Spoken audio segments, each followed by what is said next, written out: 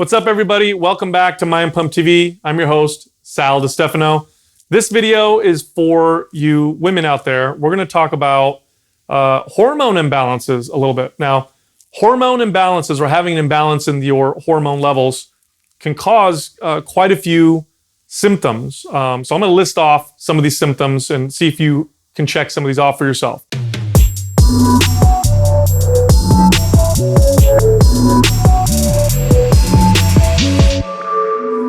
Excessive fatigue, unexplained weight gain or water retention, that's a big one. Higher body fat levels, if your diet hasn't changed much and your activity levels haven't changed much, but you're just noticing that you're storing more body fat or storing body fat in different ways than you did before, maybe more around the belly, or even some people would say the visibility of cellulite. This may be a sign of some hormone changes. Irregular periods, that's a very common, obvious one. Cold and heat intolerance. This one isn't so common, but if you're finding that you need a jacket more often because you feel cold more often, or you just feel hotter than you normally would, sometimes that can be a symptom of a hormone imbalance. Hot flashes, that's an obvious one. Night sweats, this is a big one. If you wake up in the middle of the night and you're drenched in sweat, sometimes this can mean that something is going on with your hormones.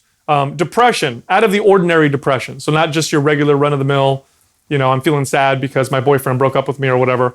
I'm talking about where you're depressed and you're feeling it longer and a little bit worse than normal. That could mean that your hormones are a little off. Sleep issues, low sex drive is another one. Brain fog, hair loss, and then of course, infertility. So I know that's a lot of symptoms, but all those things can mean that your hormones may be off. Now, one thing I want to mention is that your hormones being off or imbalanced is often a symptom of something else. In other words, it usually means that something is not right with your lifestyle. So the best way to get your hormones in balance is to simply have a healthy lifestyle. So what does that look like? Appropriate exercise. I can't stress this enough. Appropriate, okay? So exercising too much can cause lots of problems, and it can be reflected in your hormones. And of course, not being active at all can cause issues with your hormones. But let's talk about exercising too much. When you apply too much stress on the body, you can cause cortisol to rise and imbalances in hormones like progesterone and estrogen. And a lot of you fitness fanatics out there, you just like to beat yourself up a lot in the gym. If you're noticing hormone imbalances and you're working out like a maniac, sometimes scaling back on your workouts for a few months can get those things to balance out a little bit. Diet, eating too little calories or eating too little carbohydrates, too little proteins, and too little fats can actually cause hormone imbalances. Now, of course, overeating can do the same thing, but that one also is accompanied by the obvious symptom of just being very overweight. But if you're not excessively overweight and you look at your diet and you're like, you know what, my carbs are super low all the time, or my fat intake isn't adequate, or my protein is super low. Sometimes bumping those up can balance things out as well. Sleep is another important factor. Adequate quality sleep.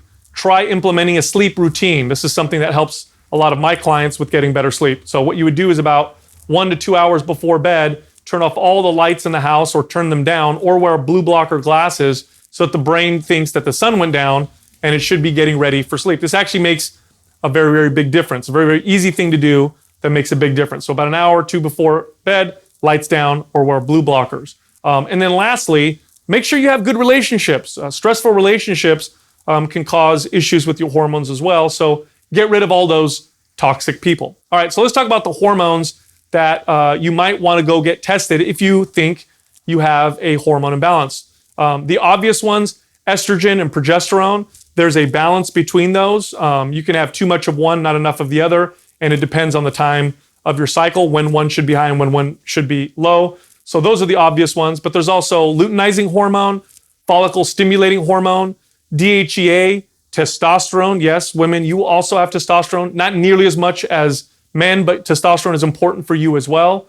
Your cortisol, this is the stress hormone, your thyroid stimulating hormone, the thyroid hormones T3, T4, and then your thyroid antibodies. Now you can get these tested by by going to your doctor and asking them for a blood test to test all of these things. Unfortunately, sometimes it can be difficult if you don't have these glaring symptoms. Sometimes doctors are a little reluctant to have you test all of those things. Luckily for you, there are now pretty good, reliable at-home tests that you can take. Everlywell is my favorite company. They have a women's health test that you can take that actually tests all of those hormones that I just listed. And you end up testing yourself during different times during your cycle. So you can see when you're supposed to have high levels of some hormones and low levels of others in the beginning and in the middle of your cycle. And we have a discount for you if you go to the Everlywell website, use the code MINDPUMP for a discount.